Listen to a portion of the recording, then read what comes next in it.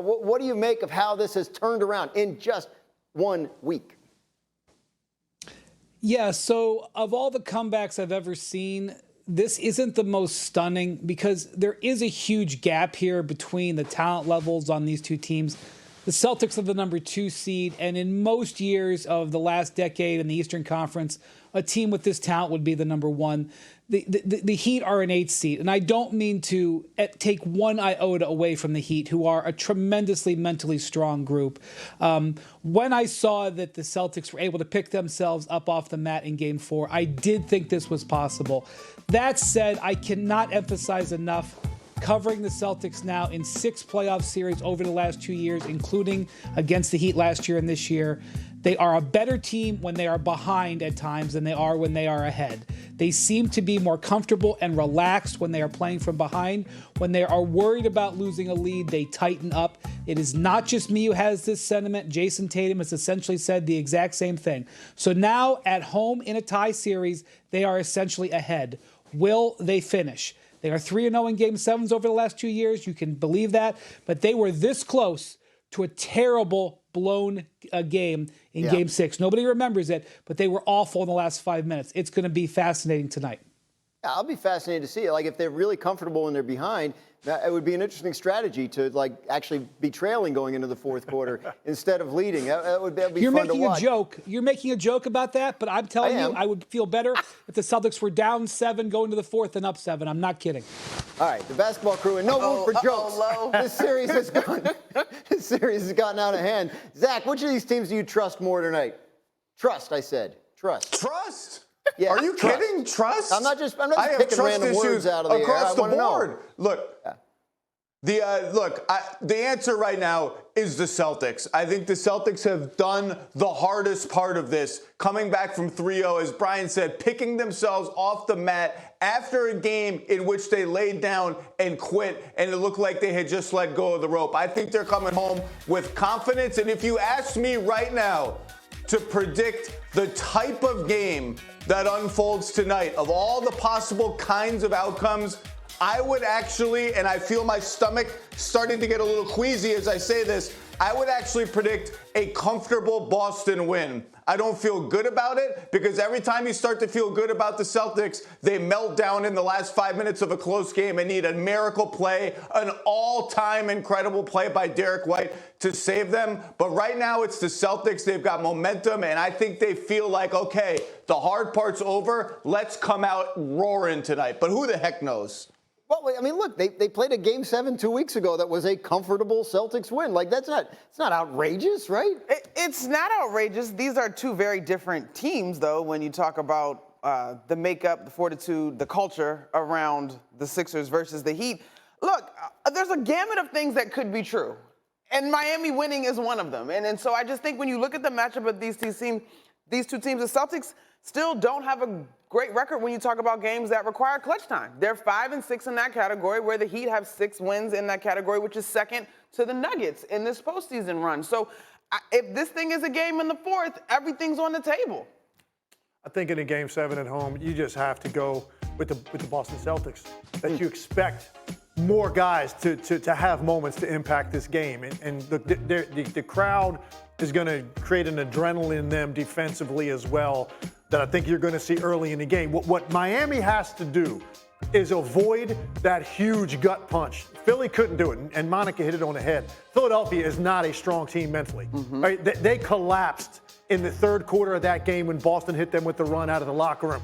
If the Heat can be within arm's length, be within a one-possession game with 6 minutes to go, now all of the pressure in the building starts to shift to the home team, and elbows get a little bit tight, and a little bit of hesitancy sneaks in, and now Miami potentially wins the game. But to Zach's point, maybe we're not even there. Maybe Boston's up 15 with 5 minutes to go, and they're comfortable so that they don't have to make pressure jump shots or pressure free throws late in the game. I think that's Miami's strategy. Let's keep it close.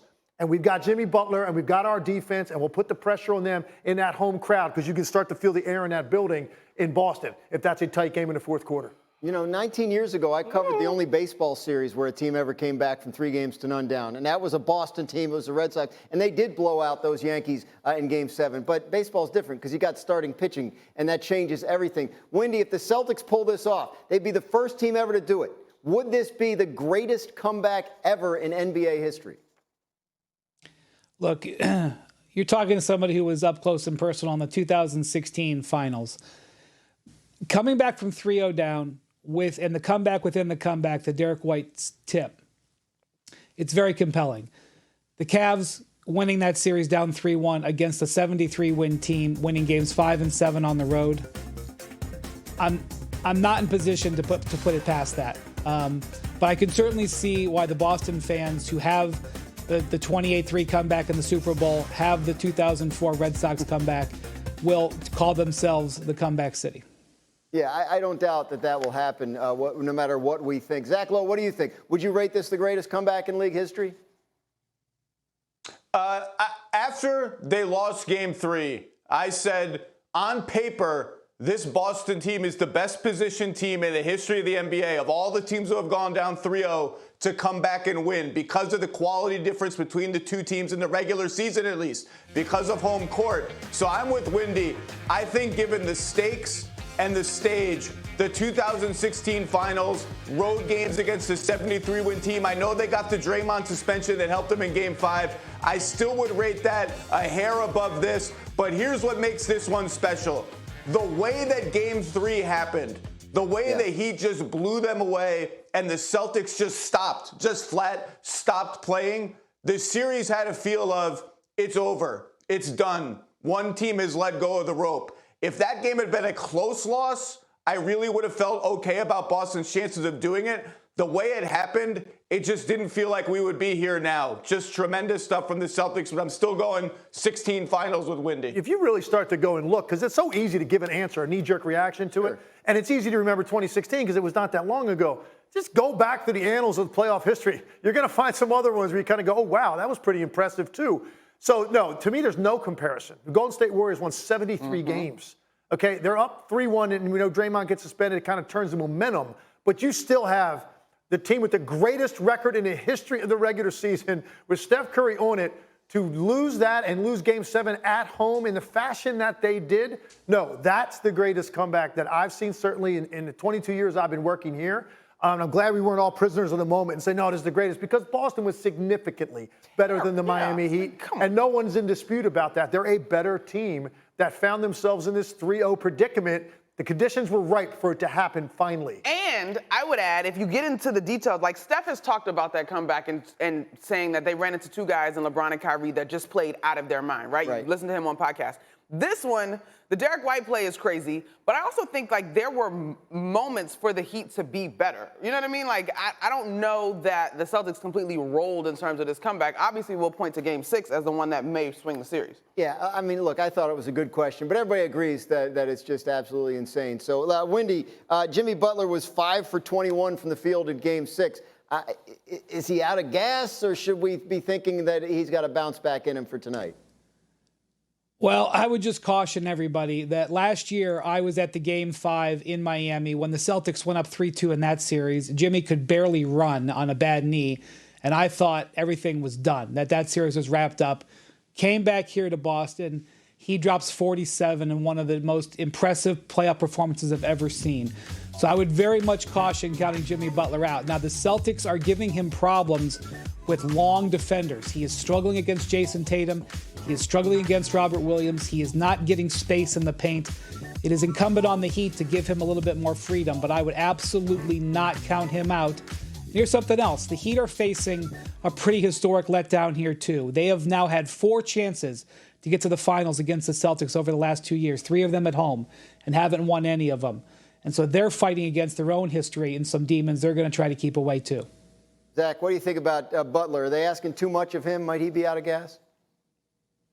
I was at that same game in Miami with Windy, and I had the same exact feeling. We're done here. Boston goes home, closes it out. Let's start prepping for the finals. And Jimmy Butler told us all, not so fast. Don't assume I'm out of gas. don't assume I don't have one last game in me. And I think they're going to need it. They certainly are not going to be able to survive another 5 of 20 type game. They might not get 40, but they're going to need 25, 30, 32, something big. And I'll believe he has it in him. I'll always believe he's got it in him. Whether the shots go or not is one story, but the effort, the physicality, I'm always going to believe he'll summon it until I don't see it again and this season is over. So I'm expecting him to at least try to bring it, and where the shots fall where they may. Memory Monday. Let's go back to 15 days ago when the Celtics were in another Game 7 against the 76ers in the Eastern Conference semifinals. Jayson Tatum scored 51 points that day. It's the most in a Game 7 in NBA history, leading the Celtics to a 24-point win. Tatum and the Celtics are 5-0 this postseason when facing elimination. That is the most such wins in a single postseason in franchise history. So, you know, whatever else you want to say about the Celtics and how up and down and frustrating they can be, they have been pretty good when their backs are against the wall. So, Windy, how trustworthy is Jayson Tatum tonight if the game is close late? So he's extremely trustworthy if they have a lead. But if you're asking Jayson Tatum in a tight game to deliver, his reputation is spotty. I mean, he absolutely can, but he doesn't always do it. And that's the MO with this team. If they're able to build a lead, I think they play from ahead brilliantly. But if it's close, Tatum plays tight. The Celtics play tight. That's the case under Ime Udoka. That is the case under Joe Mazzulla. It was the case in the last series against Philly. It's the case in this series here. Now, you can bring examples of when Tatum did deliver, such as in an elimination game in Philly in the last round.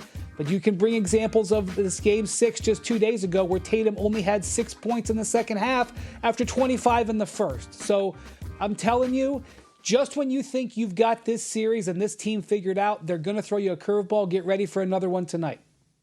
I got Tim Legler in here making faces. Well, I'm glad Winnie finished the way he did, Okay. because I've come like, okay, let's just go back to that moment, because for me that's when I decided I'm gonna erase doubt about Jayson Tatum in this regard. I thought that game in Philadelphia, Game 6, he looked like a guy that had lost confidence, and then what does he do? He steps up and hits 3 straight daggers to give that team a chance to play a Game 7. He was 1 for 14. He had 5 turnovers. He looked like he really didn't want any part of that moment. And it started with basically a pull-up 3 with Joel Embiid draped in his jersey in the corner to give them the lead with about 4 minutes to go. And then he follows it up 2 successive possessions. He hits back-to-back step-back threes to end the game and give them a chance to go to a Game 7 at home, in which he delivers 51 points in that moment. So for me, I'm not going to doubt whether or not he's feeling the nerves or he's too tight, because that answered a lot to me, the way he played in that game at the end of the Philly game, because I've never seen a star player look worse in a big moment than Jayson Tatum played in that game until they had to have it, and then he stepped up. So look, will he play great tonight? I don't know, but I do think Jayson Tatum will play well enough. I think it's going to come down to the supporting cast of these two teams and Boston having more guys that can make plays than Miami has. And that's ultimately why I think Boston's going to win the game. Yeah, Legs is absolutely right. I mean, the focus is going to be on Tatum because he's the superstar for the Boston Celtics, but it's really about the others. I know what Jayson Tatum's going to bring to the party. He's played in 6 Game 7s in his career in the postseason. They're 5 in one of those games that he's averaging 28 and 9. I know what Tatum is going to give me, but it's what the mentality of the rest of the Boston Celtics is going to be. And for this team to be successful, it's going to have to be on the defensive end. Jaylen Brown talked about it after their Game 6 down in Miami. They have to shift their mindset in the middle of this postseason. It was defense that kept them in them games. It's defense that won them those games. And so that has to be their mentality. We saw that in Game 5. It started with being able to get that strip on Bam Adebayo by Marcus Smart, which led to a run out Jayson Tatum being able to finish. That's what the mentality has to be for Boston. Don't be a team that's focused on shooting three-pointers all over the place. Be a team that's focused on getting stops and allowing that to lead to easy offense in transition. If they do that for all 4 quarters, we'll be talking about them advancing to the NBA Finals. I'm still stuck on you saying I know what I'm going to get from Jayson Tatum. I think the point Windy was making is you kind of really don't know what you're going to get from Jayson Tatum. And, Zach, I wanted to go back to you on that. Like, how do you explain – I mean, he's such a great player very often, and then sometimes we do wonder. How do you explain how in and out Tatum is? So Michael Jordan and to a lesser extent LeBron, I think have created this standard where we just expect the best players to score 35 points in every single game. We could be having the same discussion about Jimmy Butler, who's had 3 kind of meh games by his standards in the last 3 games. For 99.9% of NBA players, even the very best guys, you go in the playoffs long enough, you face the best defenses in the league long enough, you're going to have a couple of down games. That's just what it is. Jayson Tatum had 31 points in the last game, and we're talking about it like it was a bad game because he had 6 points in the second half. This dude had 51 points in Game 7. More pertinent than that, to me, the game we haven't talked about, facing elimination in Milwaukee last year in Game 6, he had 46 points in a tight game on the road. Like, at what point have you done enough in those kind of games to bank enough credibility that after 1 6-point half, we're not sitting here having the discussion of like, well, Jayson Tatum, is he going to show up? Like, he may not score 30 because the Heat are awesome and they're going to throw the whole game plan at him. But I don't have this fear that like Jayson Tatum is some wildly up and down, unreliable guy. It's just hard. It's hard against these teams. It's hard against these defenses. Windy, what are your thoughts on what Zach has to say? Yeah, I mean, I was just going to say, if you want to convince yourself that Jayson Tatum will absolutely not let you down, watch Game 6 of the last series. If you're worried about Jayson Tatum letting you down, watch Game 6 from 2 nights ago, because both situations are true, and that's why it's so fascinating with this team. I do agree with what Legs is saying, though, that overall the Celtics seem like they have more depth. They are arguably the deepest team in the league, even without Malcolm Brogdon, who we seem to forget missed Game 6 with that injury to his elbow. They still have so much firepower on that roster, and their margin for error is bigger, and that is why they are a 7-point favorite tonight. But I will just tell you that Jayson Tatum and Jimmy Butler in clutch situations can go the highest highs, but I don't know about the lowest lows with Jayson Tatum, and that is why we're going to watch tonight, because it's going to be fascinating because he can do both. Ultimately, I don't believe at the end of this game, we're going to be talking about one of those guys not showing up. I don't think that's going to be the case. We are going to be talking about who else showed up. And for Boston, I just think they've got more X-factor guys. You know, a guy like Marcus Smart, he's got nerves of steel. Look, he can have an off shooting night, but it's not going to be because he's afraid of the stage. So he could have a 20-point game. Like Derek White has proven it time and time again, not only in last year's postseason run, but the way he played the other night, and not just the game winner. The guy had a monster game to put them in position to have the tip in. Al Horford is the type of guy that can make 4 threes, 5 threes on a night like this when he's going to get a lot of looks. So I trust more guys. To ask the question, I just think it's unfair by answering one guy I trust more, because I trust both of them. I think both guys play well tonight, but Boston ultimately has more guys that are going to show up enough to get this done. Yeah, I'll trust Jimmy Butler. And it's not to say that Jayson Tatum is not going to have the individual production, but with Jimmy, I know that he's also going to set the tone for the rest of his team. And one thing has been made clear throughout the entire postseason, the Boston Celtics do better as the hunters rather than being the hunted. This series has shifted. The pressure is now all on Boston. Everybody is expecting them to win this series, and that's exactly when they show up flat. That's the thing that worries me about this Celtics team. I don't think we're going to see Jimmy Butler have another 5-for-21 performance. I don't think in Game 7 that Bam and Jimmy are going to combine to go 9-of-37 from the field. That ain't going to happen. So if those guys step up and they play well, what's Boston's response going to be to that? That's going to be interesting to find out. Zach Lowe, I'm told you're going to be leaving us after this segment, so you get the final word.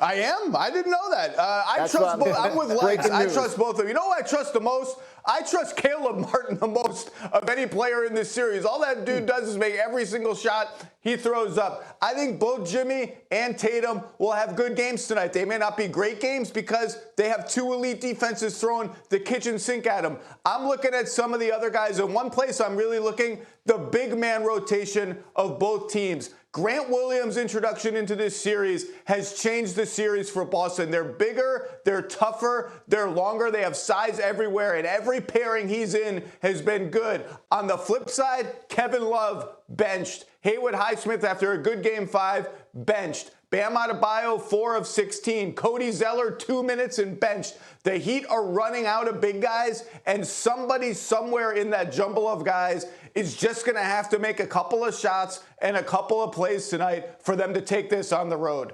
Tim Legler, who wins tonight's game? I'm going with the Celtics on a scale of 1 to 10. My confidence level's probably at about a 6. It's not like I feel great about it, but I feel comfortable that Boston is going to find a way to make this game, to win this game. Nick Friedel, we see the picks here. Explain your pick of Boston. Graz, it's the Celtics. This is a Heat team that believes. This is why they have that culture in place. I just don't think they are good enough, and I think Tatum, in the end, carries Boston through. Tim Bontemps, you agree?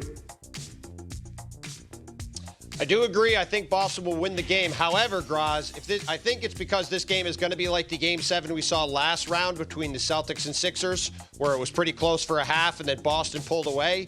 As we saw in Game 6, if this is a 5 or 6 point game with 5 minutes to go, the Boston Celtics should be nervous because they have not played well in those situations, and Jimmy Butler is one of the best closers in the league, but I think the Celtics win going away in front of their home crowd on Memorial Day. All right, Monica, you're up. I hate this. You're all alone. The pick is there, and I hate this. I think it is far closer than a clean sweep of all of us picking the same thing would indicate. So this is about balance, and I'm literally split down the middle, y'all. Also, I need all of y'all to respond to the group text when I decide that we are unionizing and not giving picks, okay? So we're gonna come together as a collective and skip picks. The people like the picks. Why does if Miami wins, how do they do it? It'll be behind Jimmy Butler, obviously being a monster, but I also think you look at a guy like Kyle Lowry, who has won championships and can be better in that second unit, right? Like, you're gonna need Caleb Martin to continue to be great. You're gonna need Gabe Vincent. Bam Adebayo, to me, and we talked about this, if Bam could give you 15 boards, I'll take 10 to 12 points, but he's getting them extra possessions and he's making his presence felt defensively, they got a shot.